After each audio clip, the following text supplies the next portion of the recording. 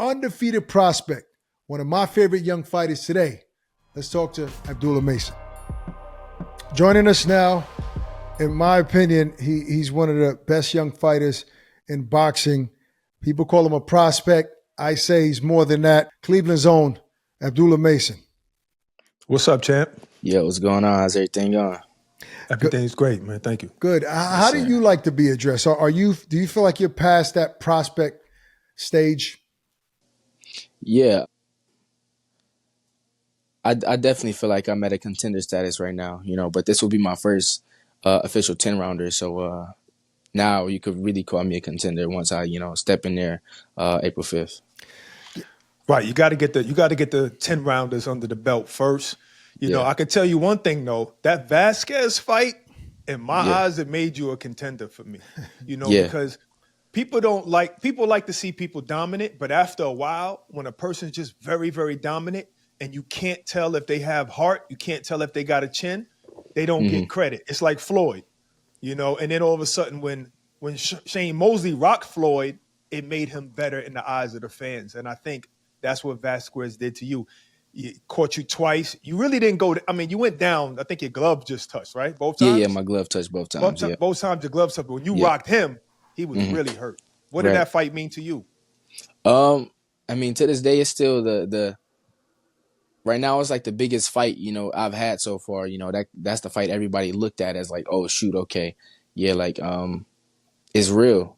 I got in there with a guy, 21 knockouts and 26 wins, and I came out on top and got him out of there in the second round after, that little hiccup. So, So what did your coach say you needed to work on to not get caught like that again? It was just a small adjustments, same thing they've been telling me since the start, just get in there, just watch him a little bit. We knew he had power, and I seen a punch we was working on, and I tried to take that right away.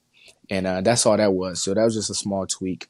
Besides that, everything else is the same thing. And we just been doing the same thing. There was a great welterweight champion by the name of Tito Trinidad. Early in his career, when he was a contender, he would get dropped and it almost would turn him into a monster, right? And it seems that that's what we saw in you. When you got hurt, you was like, you trying to disrespect me here in front of everybody? Okay. Did you feel that? Describe that moment to you, because obviously you hadn't been hurt in a fight before. Yeah. I'm not sure if you ever been hurt in the amateurs like that before. I haven't. No. If not, then that was uncharted territory. Walk me through that moment and what went through your mind. So in that moment, it was definitely like a shock factor. When I got caught with that first one, my glove touched, and as soon as I stood back up, the ref was counting. In my head, I'm looking at the ref, and all I could think of is like, the ref he actually counting for me right now. Like the ref, he counting for me. Yeah. So he was like, what? So it was a shock factor, but I knew I was prepared for it. I knew that he was going to come out, guns blazing, try to, take my head off. And I stayed composed, just remember my training. And after that, that's exactly what he did. He came out, swinging, letting his hands go. And he opened himself up, and I caught him with my shot. You know why he was counting, right? Because your glove touch and not your knee. You were supposed to take a knee. And then it won't count. You know what I'm saying? No, I'm just playing. After that, did you see anything online? Anybody that might have switched up on you? Because obviously most of us saw somebody that proved himself, right, through adversity. Yeah. But there were some negative folks out there on social saying, oh, maybe he's not the goods, or maybe he was overrated. Did you see anything online that say, okay, I'm going to remember this? Yeah, I seen some stuff. Nothing too specifics. I don't get into that. But one of the main things people was, talking about the chin.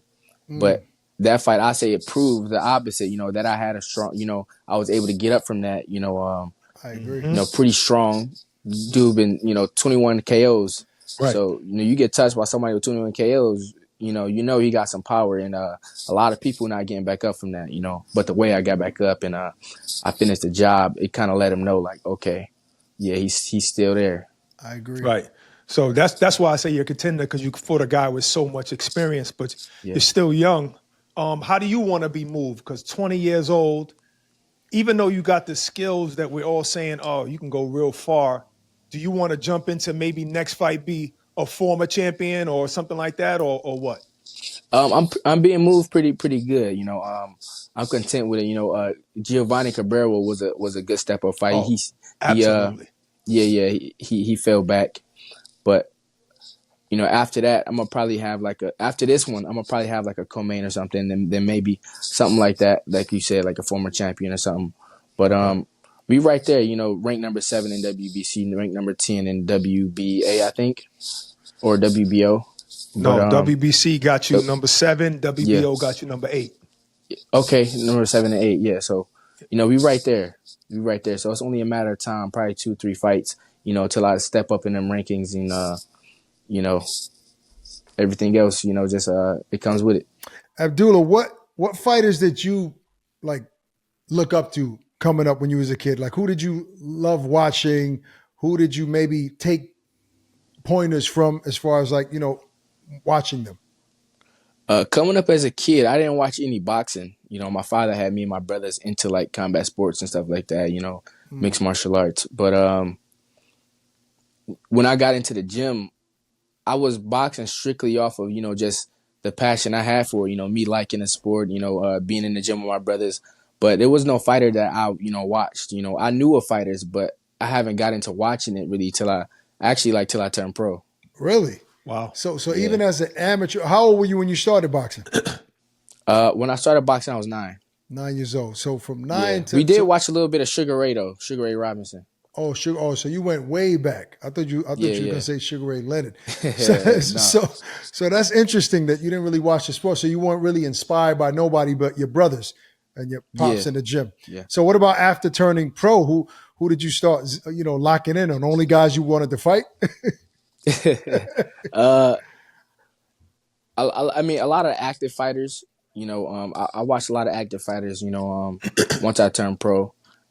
Who do you like? But who do you like? Still, who do I like? Yeah, active today. Who you say, these are my 3 favorite fighters today? I like my brothers. Nice. Got you. Good answer. And I know what sibling rivalry looks like. I know how competitive brothers could be. Was there a turning point where one day you was like, wait a minute, I probably could beat all my brothers? Or maybe that didn't even come yet? That didn't come yet. Right now, in the pros, I'm in a point where I'm further ahead because I've been, this active, putting my name out there, and I'm the one kind of setting it up for them to come behind me, and do what I'm doing. Right. I hear you. So you're the oldest? No, I'm the second youngest. Oh, I'm the second youngest. Yeah. So 5 of us fight. All 5 of us are pro, and I'm the second youngest. Who has the most talent in your eyes? All of us have like a different style, I could say. We all got similarities, a lot of similarities, but everything's a little different. My little brother, he fast too, smart. Who got the most pop out of all of y'all? I say my older brother naturally he got a lot of strength. Amir. You got to say his name. Got to give him a shout out. Yeah, Amir Mason. Yep. All right. Okay. Yeah. Yeah, but my little brother Ibrahim, he's smart, quick. Then Abdurrahman, he know for his tempo. He get in there, he got that tempo. He got that straight face. He just work. Yeah. And then Otto, he pretty sharp too. Real sharp.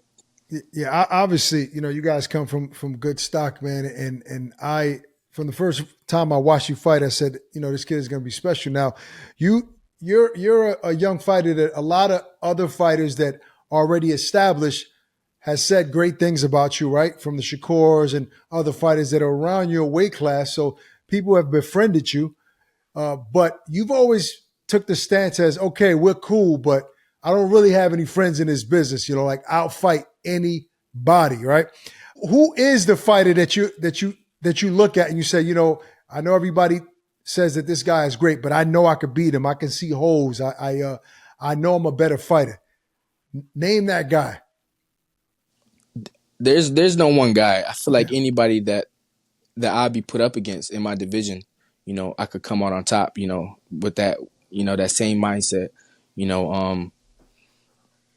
there's no one guy, but I'm creeping up right there where all the titles are. So soon. Who do you think is the best guy in the division? Then who would be your toughest task? Who do you think is the hardest fight for you at 135 amongst the champions? I wouldn't say there's a hardest fight for me. That'd be myself. Better be myself.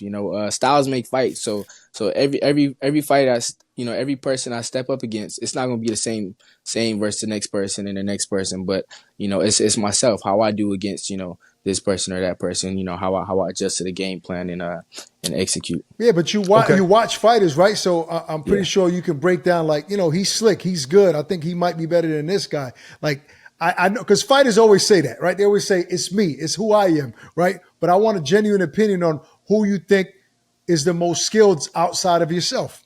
I feel like everybody, the champions in my division, no one has the same exact style. So I wouldn't put it at a difficulty level where this one is harder than this one. It's just a little bit different. And I feel like I got the skills to where I could adjust to either one how I feel. Like, I could step in there versus, a defensive fighter or offensive fighter, the power puncher, and be able to adjust to everybody and, display my skills where I come out on top versus anybody that holds the belts. Okay, so who wins if Tank fights Shakur?